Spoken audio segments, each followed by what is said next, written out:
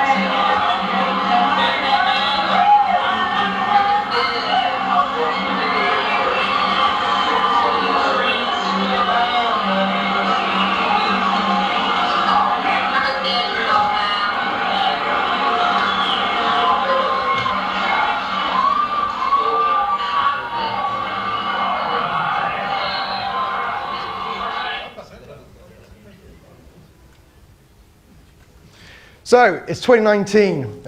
3 members of Tandem BASE make their way to Switzerland for one last year of the season. It's been a great season so far. We head to Switzerland. We head to the Eiger, a very famous a spot, a bit of a mecca for jumpers. It's at the end of the season. Myself and Dave and Josh, we head out there. Just absolutely just a stunning place. Dave's been there many a time for me. Just what an experience. The Eiger itself, the exit point is what we call the mushroom. It's a very iconic exit point and very interesting to get to. Not only the climb, which is about 3 to 4 hours of climbing. I'm not the climber myself, that's Dave's sort of experience, so he helped me and Josh get up there. The climb itself, as you can see, it's pretty gnarly. However, the exit point... It wasn't the north face, we should just... Yeah, we pretty much, we took the easy route up, but again, climbing along the way itself. That is the mushroom. To get onto the mushroom, you've got a steel cable, you've got to sort of get across it, slide across it, and you've got Dave doing something he's always wanted to do, which was hang off it. I love a good dangle, and where better to dangle than on the Eiger mushroom, right above the north face, which is, it's a twitchy place to be, let's just say that. So you do get people jumping across if they're feeling brave, not me. I slid across as well. The preparation, before we do any of these missions, we always like to check the weather. That's really key. Again, end of the season, sometimes the elements can be against us. Yeah. It was the very end of the season, and we'd kind of had some intel that maybe the season had finished. Yeah. But, you know, part of the Tandem BASE thing is to, you know, make the judgment, and we still had a window, but we kind of needed to get this done by about midday of the day that we climbed, so we had a bit of a kind of a slim window of opportunity. Yep, so we're all gearing up, and the great thing about having Dave with the team, he looks after all the stuff that we don't really need to know about, but he's there just to help us. So we gear up, we get on top, and then what do you see, Dave? Well, the weather window that we've got, like I say, it was quite tight, and I looked over my shoulder and I could just see this cloud system coming in. And I mean, that's all well and good because the lads are going to jump off, but actually I'm not going to be jumping off, I'm going to be climbing back down. So, you know, that's the kind of the cross I bear often in the team. Yeah. So, we jumped. What an amazing experience. It's something that I've always wanted to do. I've got a big tracking suit there. Wingsuit flying or proximity flying scares the hell out of me, so I've got a nice little tracking suit. What a jump. I landed. As a lot of people know here that I do like my social media. Unfortunately, on opening, my camera fell off. So that's why you didn't see it. We landed, me and Josh absolutely celebrated, and we just sat there for about 10, 15 minutes, just taking like everything in. We gathered all our equipment up, and we started walking. And we thought, we'll take one last look at what we accomplished. Turn around, the Eiger is no longer there. It's gone. So, and I actually just turned to Josh and said, I think we just killed Dave. Well, as you can see, they didn't just kill Dave, but it was a bit of an epic experience trying to get back down. We've got a fixed rope section to climb, and yeah, as per normal, Dave's left alone up the Eiger without a paddle, if you like, and I've got to find my way back. But I did find my way back, got down. That's maybe a tale for the pub, but eventually regrouped with the lads. I'm covered in dust. I think I must have bum-slid half the way down the Eiger. And got back to meet with the team and sort of debrief how it went. Yeah, it was great to see Dave alive. I was really happy about that. Mission success. What we like to do after every single jump is just have a little bit of a debrief talk about things. And safety has always been paramount to the team. Leaving up Dave wasn't really the best option that we wanted to do, but that's what he does. And it's sort of like, why can't we jump with Dave? I mean, he doesn't jump himself. That's going to take you a bit of time to get through that process. So we thought, we'll get a tandem. We get in there, he'd love that, it'd be great. So that was like in the pub, we thought, yeah, that's a great idea. But the seed was sown. And I think, what was the operation called in the end? Operation... Don't leave Dave, don't leave Dave behind, wasn't it? Dave behind. That's become the unofficial motto of the team. So that's really where the idea started from there. So, base, how many base jumpers we got in the audience? Come on, if you're base jump, you like to tell people and stuff like that. That's because there's not many people, so I can maybe rab on a bit more anyway. So what is base? It's an acronym. It stands for building, antenna, span, bridges, and earth. If you're old school, to get your base number, you have to do all 4, and then you can send away from it. But in my eyes, if you do any of them, you're still a base jumper. Yeah? So, what do we do?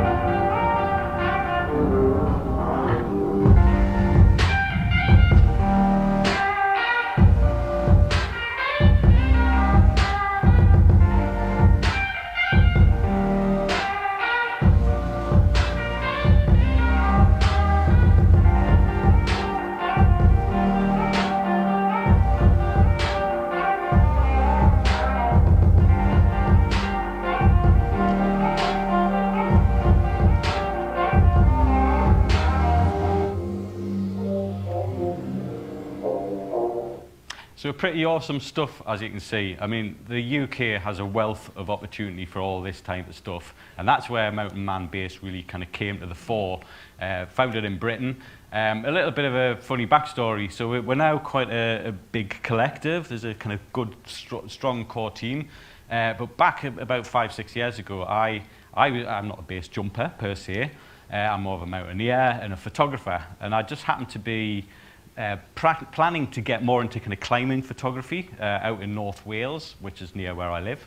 And I remember I was in Llandudno, the Great Orme. Anyone knows kind of the North Wales coast. It's just quite an imposing place with cliffs, but they're not very big. And I just remember I was there on a picnic, actually, family picnic, and I saw these two guys kind of peering over this edge. And I kind of went over to them and said, what have you lost? Have you lost something? And said, no, we're going to jump off. I said, jump off what? And I evidently gathered that this is base jumping in the UK, and to this, this point, I had no idea you could do this. So I said, just give me a second, I'll get my camera. So I went and got my camera, took some shots, and basically from there I started following certainly Mountain Man, who's our colleague Josh was the original Mountain Man, and followed him around, living in a van with him, taking pictures and just starting to kind of get a sense of what base was about. And I think around about this time, Hans then sort of joined the team and we started to grow the collective. So actually, Hans, you want to tell us a bit about your background? Yeah, so my skydiving background, I started 6 years ago at Tilstock. I know we've got a Tilstock collective. Excellent stuff. Really where I progressed was I joined the military as a junior instructor, as junior staff, and then gained all my qualifications all the way up to examiner. I know Brucey, a lot of you know Brucey, he does call me the destroyer of dreams when you come on courses. But if you pass with me, you've got that good tick in the box. In terms of base jumping, I've been jumping roughly about 10 years. It was a very slow start, just with my career and all the rest of it. It does say expedition leader on the board. But I think that's more about booking Airbnbs. Yeah, Dave always says, expedition leader, you just book Airbnb. So I was like, there's a bit more to that than Dave. I look after the safety, I look after the team members, all the rest of it, because base jumping for us is about being free and doing what you want to do, but as a collective, our ethos is looking after each other, and safety is really paramount. We all do high-risk sports, even skydiving. We don't like to lose friends. Yeah. You want to tell our friends here about a little mishap you had? Yeah, I did. I mean, some of you are aware that I did have a bit of a mishap in 2020. Again, part of what we do is we open up new exit points. Stupidly, I went by myself. Okay, on the very top, I had phone signal. I jumped, misjudged landing by roughly about a foot, and it almost cost me my leg. The scary thing was, got my phone out, no phone signal. My car's 300 meters away in the middle of nowhere. I had no other option to literally crawl all the way to my car with a broken leg. Got to my car, checked my phone signal, still no phone signal. I'm gonna have to drive to hospital. You're probably asking yourselves, was it an automatic? It wasn't. I had to change gear 5 times with a broken leg. That's just horrible to think about. But the recovery was absolutely awesome. I had Dave, the team, all family members, and some of you, helped me through that recovery. And then within 9 months, I think it's the top left-hand picture there, that's me coming back only after 9 months of recovery. And so it was a hard psychological recovery. Yeah, so what I didn't tell Dave is that we were just going to go back and look at the site. I actually snuck my base rig inside the car. He had no idea that I was going to go jumping, and literally as I pulled that out and walking up, he just thought I had just my normal sort of bag on the back. It was an interesting view, wasn't it? It was great. I mean, we made a little film about it, which is on our website, but also we've got a magazine article out of it as well, and just such a great story. I mean, a funny thing which Hans doesn't always talk about, or maybe he does to certain people, is while he was recovering in hospital, he took up knitting. Do you want to tell us about your house? Yeah, I mean, I never thought in my life I'd take up knitting and the rest of it, but I'd learned how to make beanies. Again, thank you for some of you that bought them. And yeah, so it was like another sort of skill inside it. So yeah, a bit more about Dave. So that's a nice segue actually. So talking about hats, well, I wear many hats in the team. I don't talk about myself as a base jumper. I'm not officially a base jumper. I'm more of a mountaineer, a photographer, also a writer. So I've got some magazine articles out there. And to be honest, I mean, I've been along on perhaps 200 base jumps, maybe more than that. 50 exits across the UK, so all sorts of different locations. And in the last few years, when I've been getting to grips with the base side of things, I'm starting to understand more what makes a base jumper tick, in as much as you can do that. I'm also a psychologist as well, so I study... Right, I'm so sorry. Are you forgetting you did some skydiving?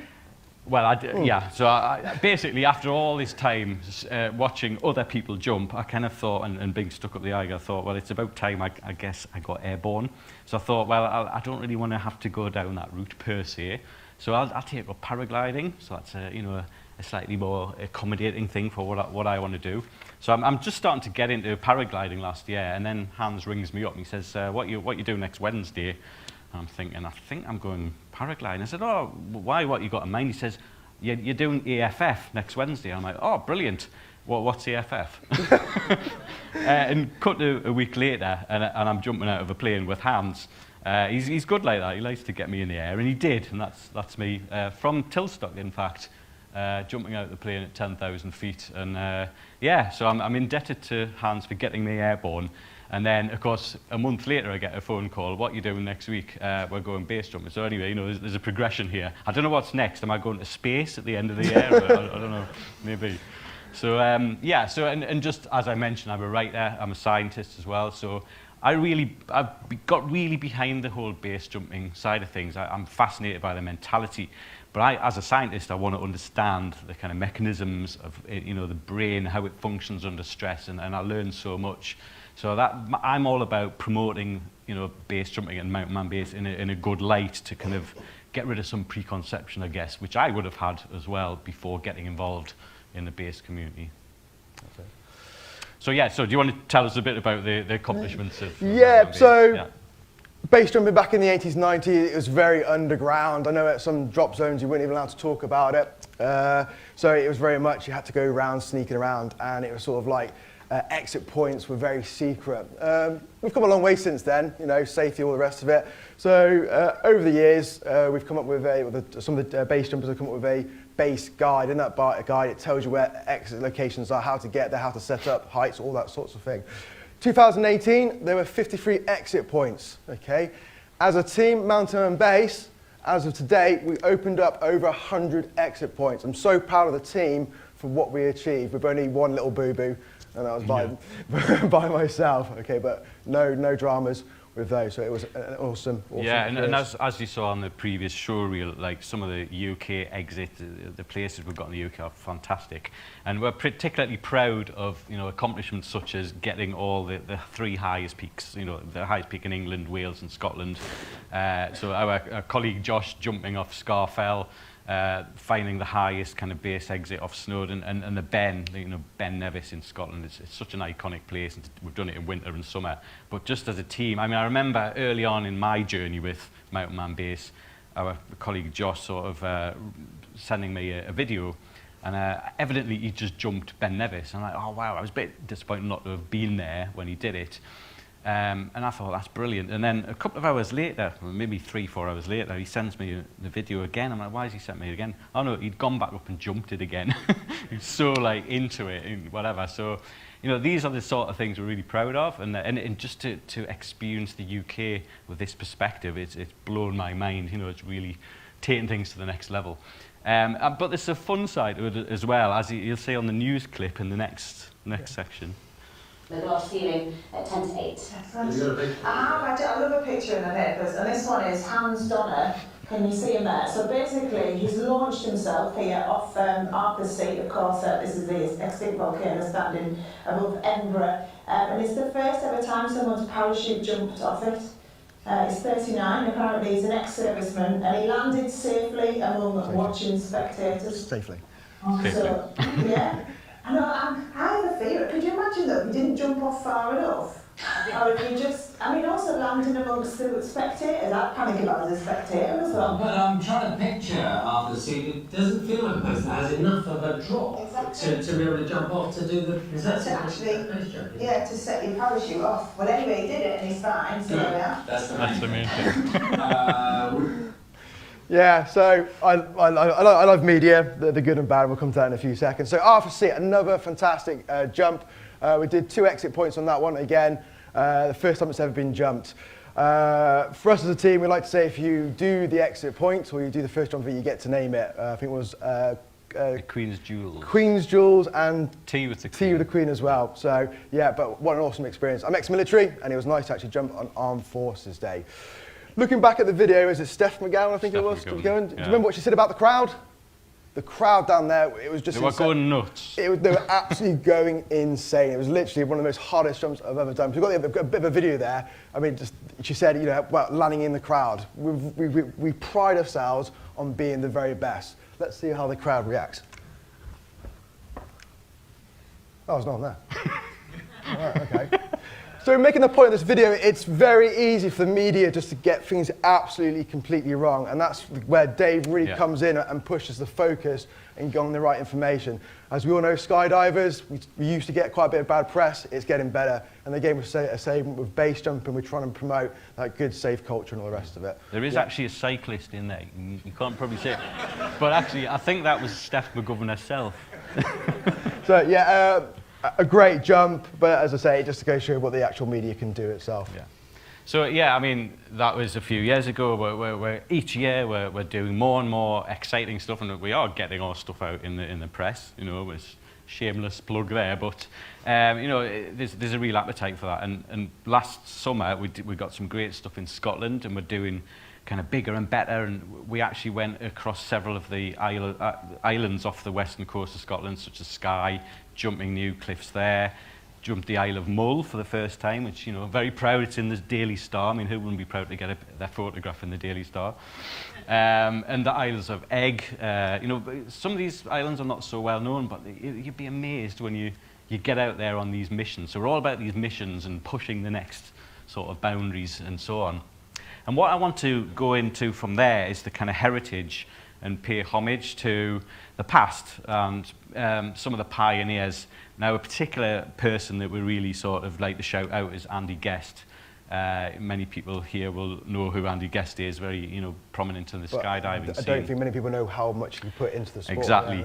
Yeah, and back in the, well, just over 40 years ago, the 40th anniversary of the first British base jumps, Andy was a very key figure, and he got the British base #1. And his kind of innovative approach to base jumping was acknowledged by Carl Benish, who is, you know, the founding father of US base back in the 80s, who said, Andy, you've made the world jumpable.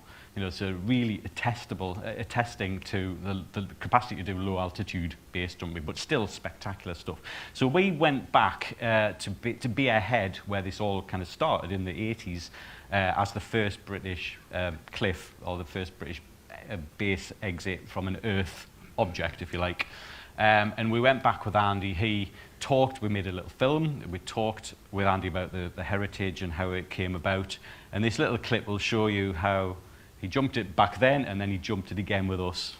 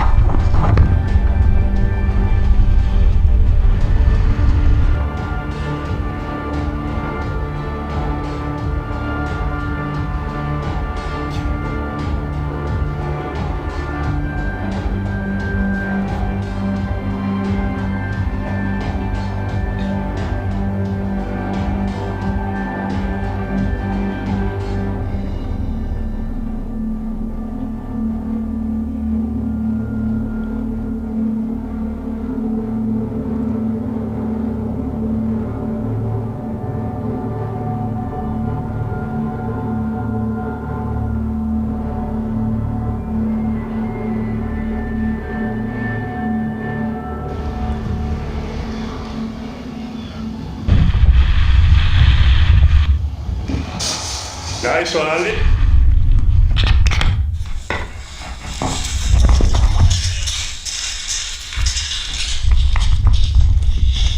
Awesome, mate. You feel good, I can see you on your feet and your frequencies and stuff, like, I see you having a laugh. I would like to say I'm not sure who was more nervous on that particular jump, because me and Dave were at the top organising everything, and I think we just look at each other with our sort of, yeah. Well, just that moment of kind of, you know, tying together the history and the modern. And this, I love this quote from Andy. It's in the film that we made about it, called The Moment. And this speaks to me as a psychologist and, you know, someone very interested in the mindset and mentality and how we can kind of get into that moment, if you like. So you can be on that exit point for 5 minutes, battling all these voices in the head, and all of a sudden, a calmness comes over you, and you realise, it's good, let's do it. We used to call that the moment. And again, I mean, that's particularly poignant to me, because I went back to be ahead with Hans and the team in last year in August, and I got to stand on that edge myself, exactly where Andy had jumped from and was talking about at the moment. And as a psychologist as well, I wanted to be able to get myself into the right headspace, because actually all this journey of mine through the base community, and it's cool to be involved with, you know, have a kind of vicarious experience of base jumping. And I like to think I'm adventurous, and as a psychologist, like I said, think that I kind of know what it's all about. But until you actually do it yourself, you're not really kind of practicing what you preach, if you like. So I'll just give you a little overview of the science, and this is something I'd talk about in a lot more detail and write about. So I'm a psychologist, I'm also a neuroscientist, and I'm very interested in the physiological sort of response to stress and how we overcome that. What's the mindset we use, what's the kind of techniques we can use to get into that headspace.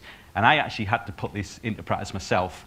Now, a quick explanation of this graph. So we're looking at heart rate. I'm actually wearing a chest heart strap at the moment, which is measuring ECG.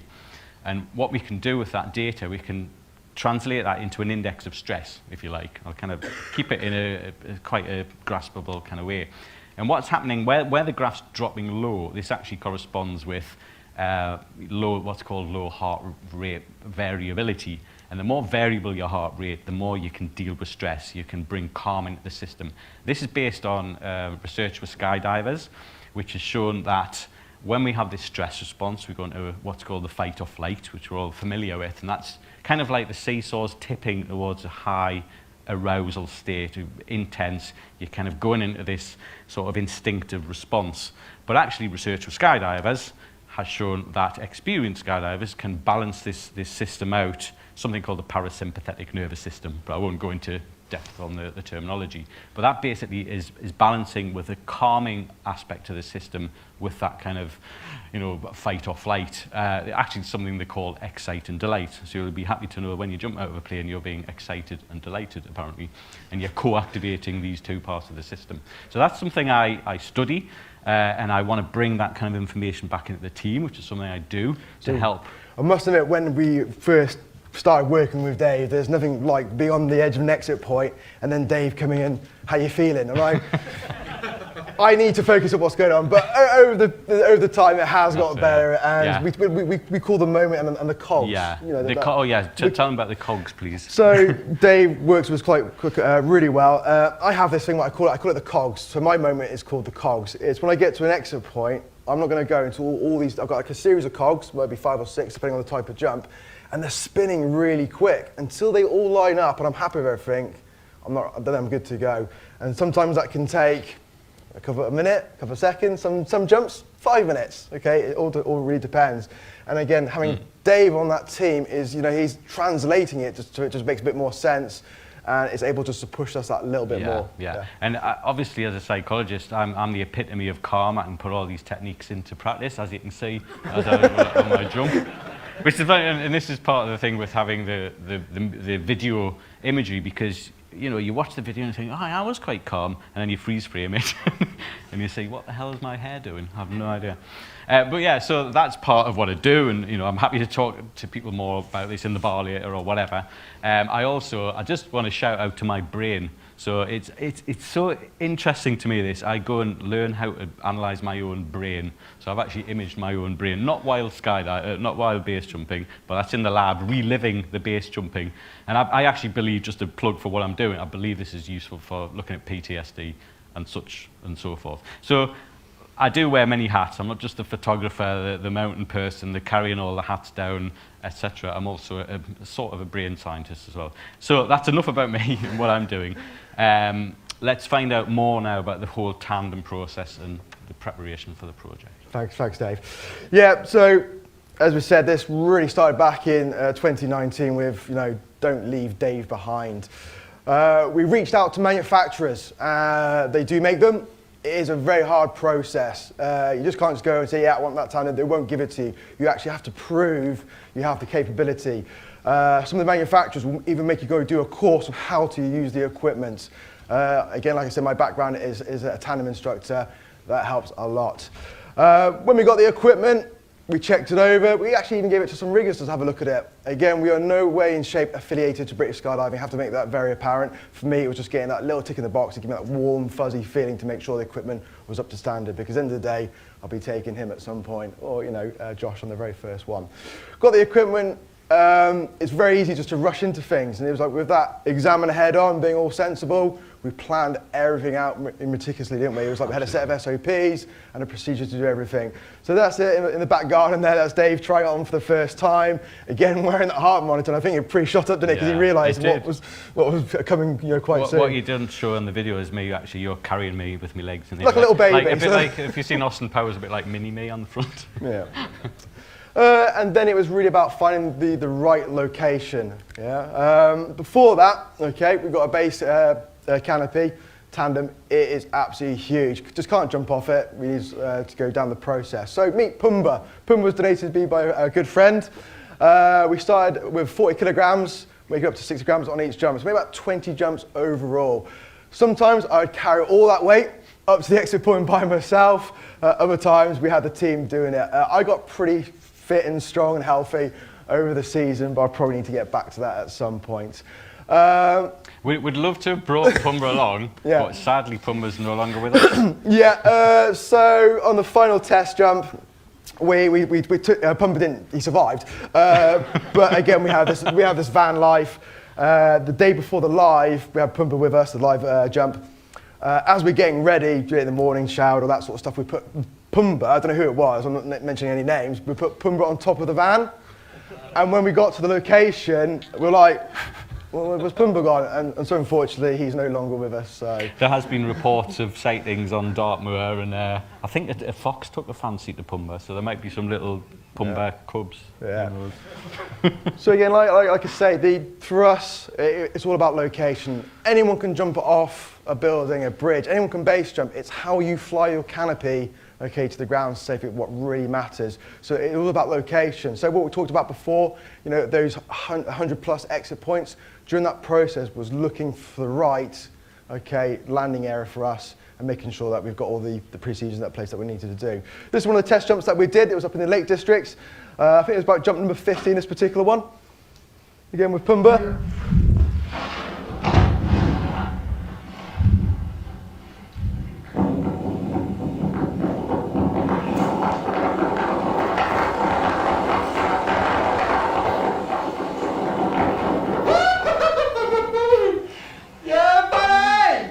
Yeah, I was quite excited about that one.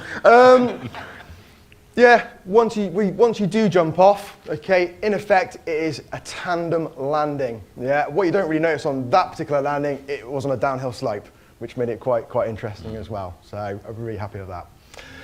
So, I do apologise. So this was the last jump that we did. We went back to Beer Head. That was going to be the location for the very first tandem base jump.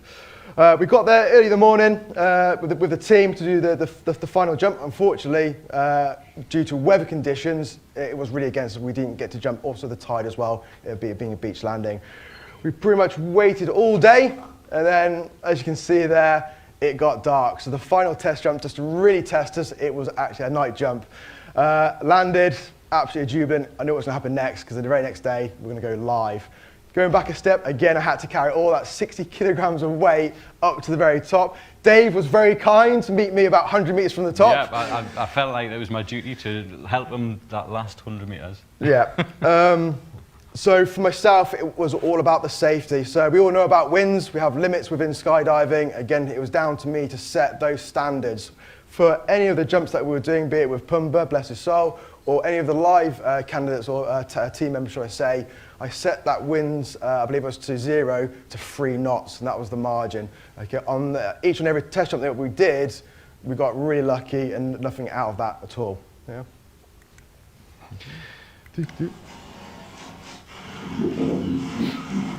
I'm just going to go back a bit. I get excited. I like to go on a little bit too much sometimes. For me, the jump, we got the live jump itself, we got there the next day, the whole team was involved. We went through a whole dubious process of walking, talking, and just making sure everything was good to go. It was going to be an afternoon, so that gave us plenty of time just to rehearse things. And to be honest, it's one of the most incredible jumps I've ever done in my lifetime. I'm not going to talk too much because sometimes I do like to ramble on, because I'm going to get to this and then we'll talk a bit afterwards.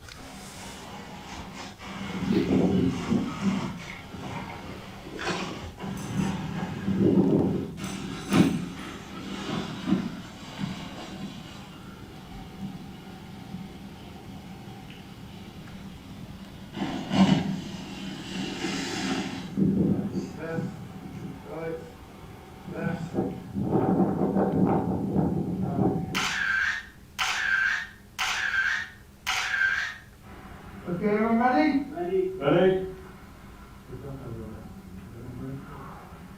Okay, good to go. In 3, 2, 1, see ya!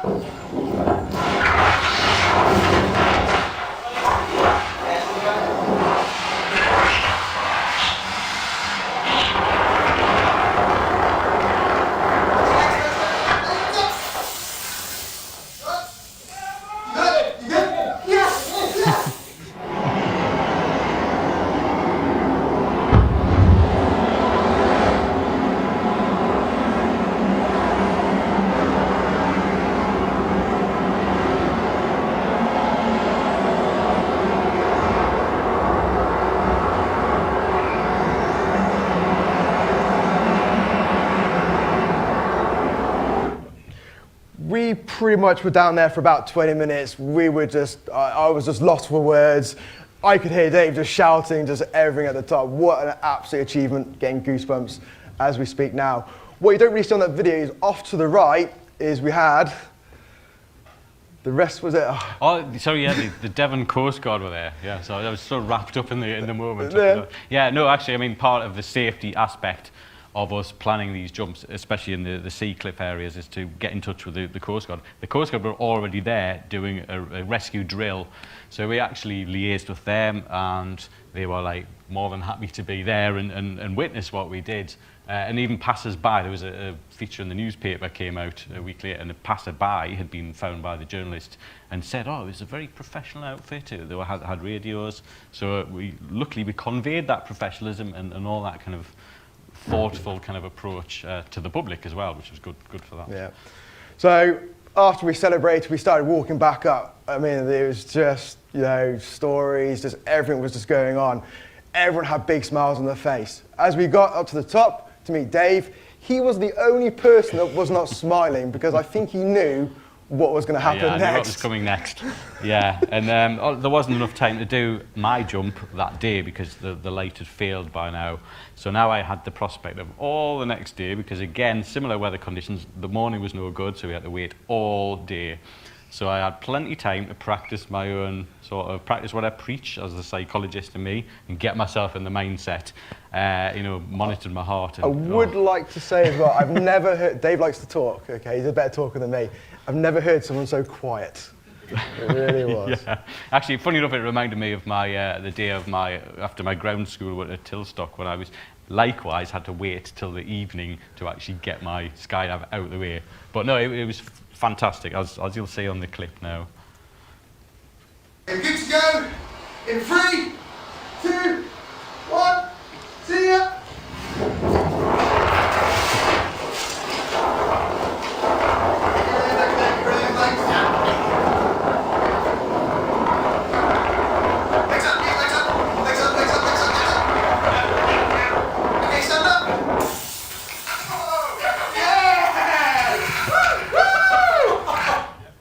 I find that a bit cringeable at the end, but it was just the raw emotion, and luckily we've cut it there because I then go into this kind of high-pitched squeaking thing. And the only time I've ever done that is when I've dived on scuba diving on helium. But yeah, it was fantastic sort of experience and culmination of a long journey. So what a process to actually go through from the point where, you know, we left Dave on top of the Eiger to the point now Operation Don't Leave Dave has become an success. So a big hand for Dave. I think pretty much, I think it takes a lot for someone to sort of be strapped, especially onto the front of me, and then put his faith into it. But as I said, he's been around quite a bit. Yeah, privileged to have been involved. And again, you know, just getting a sense of what BASE is about. You know, I've done it a very odd way around. Most people would do skydiving for several years and get into BASE. I just kind of hang around with base jumpers enough to kind of realise, okay, I'm inevitably going to do one, and I did, and yeah, fantastic. Yeah. So what's really next for BASE Tandem? It really is. It was meant for the team. There is a possibility that we could take people in the future. Okay, open it up to the public, but legislation, I'm up to here, I'm swamped in it. It is just a complete nightmare. And you can imagine insurance is quite fun as well. I'm starting to learn that process, but we're way off that yet. But for us, it really is about, you know, just making sure that we can take Dave and other team members and the rest of it. We're trying to get an association together, and that's not a BASE association, that is a tandem BASE association. Again, trying to make sure that we get the right responsibility, okay, for what we're doing. There's also big projects. Unfortunately, we can't talk about what we're doing just yet. That's exciting stuff on the exciting stuff, so just keep watching. Okay, there are some stuff going. Maybe if I have a few beers a bit later, you could probably let me know, but no, I'm on tight lips.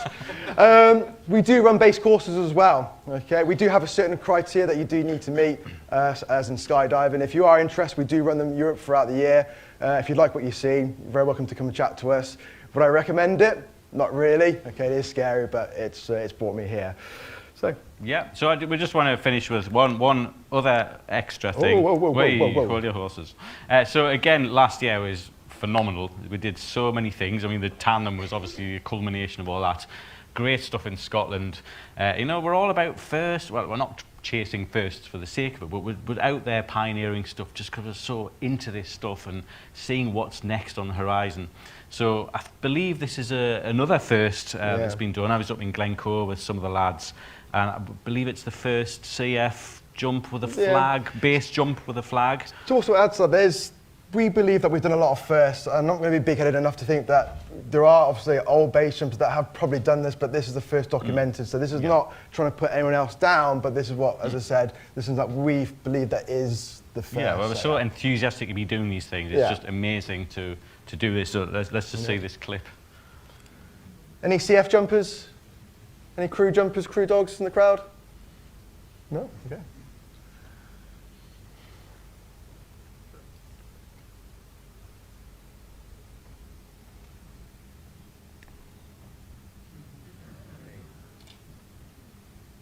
So that was such a proud, again, for me, so proud to see that happening. You know, I've been upschooled in all these things. I have no knowledge about skydiving, really, base jumping, anything, but it's just great to have absorbed all this and become part of this kind of expo as well.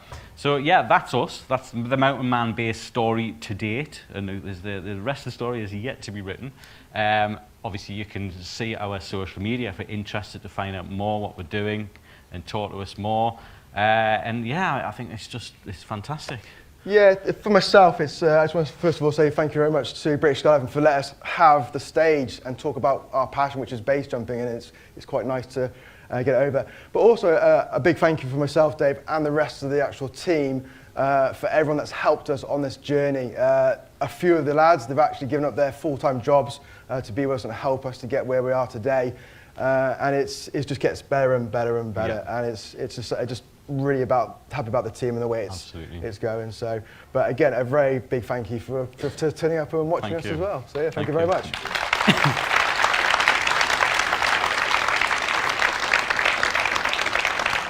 So with that, we can open to the floor for questions to find out more. Is there any questions at all?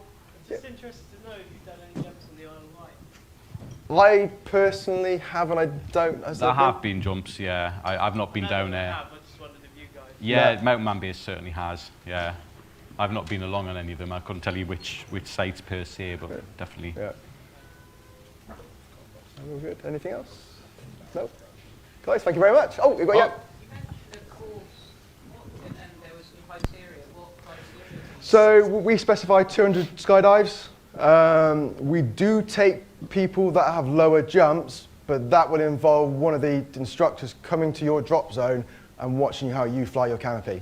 Like I said, anyone can jump off, it's how you fly that canopy, and we have a bit of a chat with you and get to know. But certain destinations that you... Say again, sorry? Are there like destinations that you... Where we run the courses? Yeah. So we probably run the courses in the south of France. So yeah. But if you want to get some more information, you can speak to us, or you can go to the website and you can find out all the details there. That's not a drama, yeah? Go for it. What kind of wing loading? What kind of wing loading? Yeah. So wing loading, it's very much different. It's not skydiving. It's very different. The canopies we use, my normal canopy is a 120.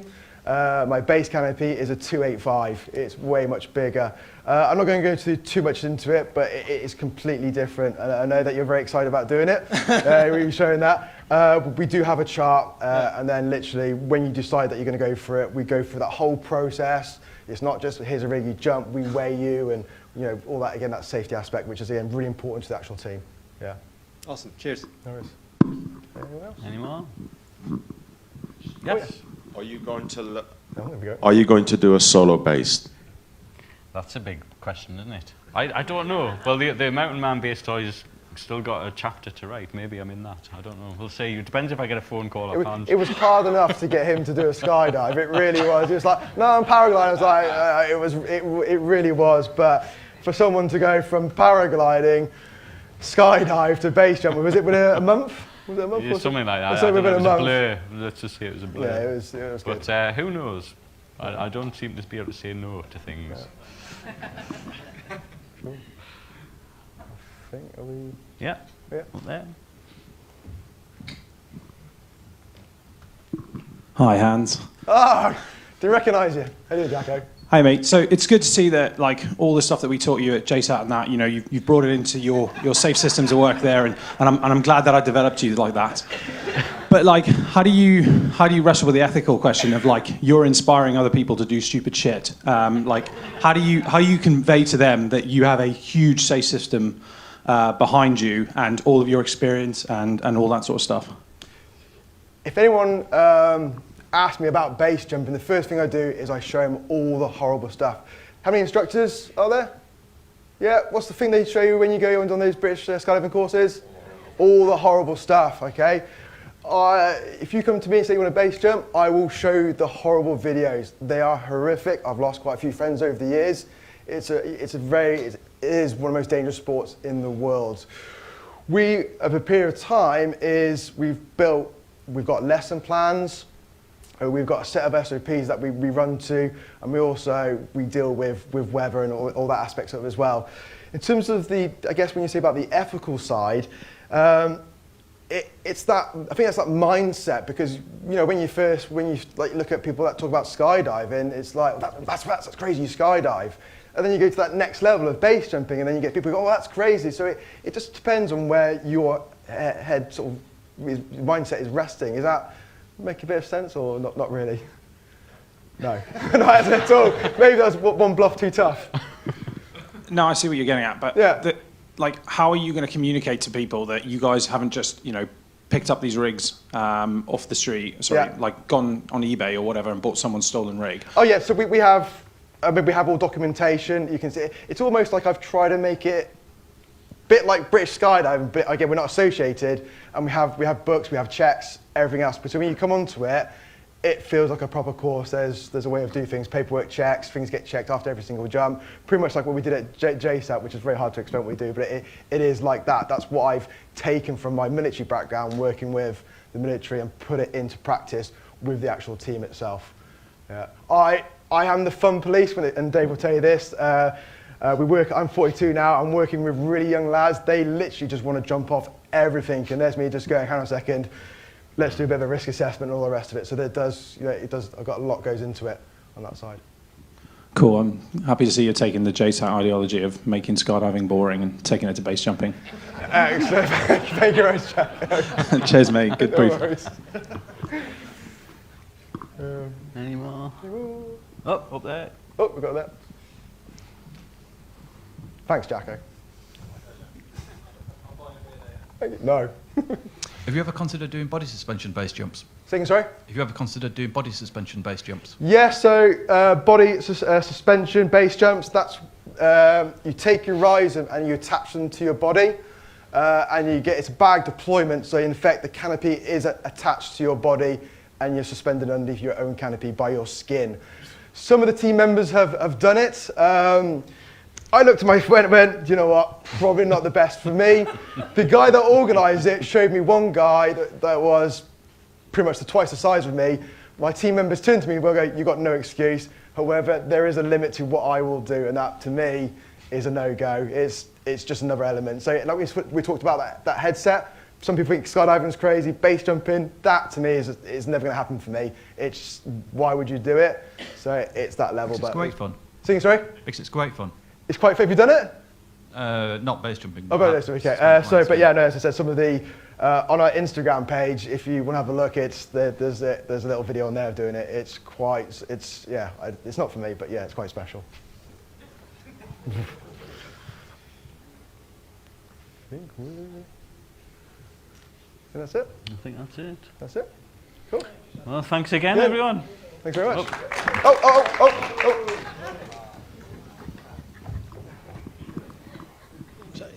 Is anybody developing better kit for it? You know, is anybody interested in doing that? So I know we got some more base jumpers in the crowd now. Going back to the 80s, they were just using skydive gear. From them, base gear was being produced. The technology now is come leaps and bounds. Who's doing that? So there's proper manufacturers. We represent Apex Base. They manufacture containers. The leading manufacturer for canopies is Ater. Yeah, and they're always progressing in designing. And people are testing? Yep, they have people that test it. Our team is not a testing team. That's something that I'm not really... Okay. I don't want to put those guys into that situation. It's not about that for us. But there are people that do test base canopies. They'll test them skydiving. Once they're happy, then they take it onto the shop floor. Okay. Yeah, it really is good to see that there is progression within the actual sport. It is getting a lot safer with the kit. That's it. That's it, is it? Thank you. Excellent. So again, thanks very much. Thanks very much. Cheers.